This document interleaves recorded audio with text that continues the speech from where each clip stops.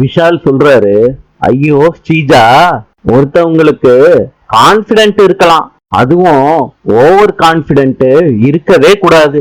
இது அவங்க உடம்புக்கு நல்லதே இல்ல.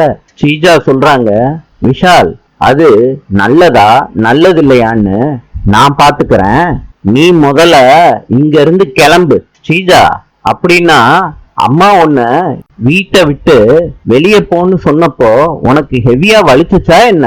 விஷால், முதல்ல இங்க இருந்து போ, உன்னை பார்த்தாலே எனக்கு இரிட்டேட் ஆகுது. சரி ஸ்ரீஜா, கொஞ்சம் பொறுத்துக்கோ, இது முடியும். நீ சொன்ன பொய்யெல்லாம் தெரியாம நம்பிக்கிட்டு இருந்த என் அம்மா இப்போ உன் விஷயத்துல கொஞ்சம் அலாட்டா தான் இருக்காங்கப்பா.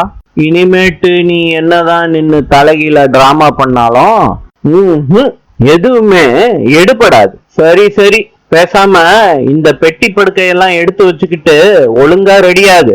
அப்புறமா அவசரத்துல எதையாவது விட்டுட்டு போயிட்டு அத காரணமா சொல்லிட்டு இந்த வீட்டுக்குள்ள வரக்கூடாதுல்ல நீ.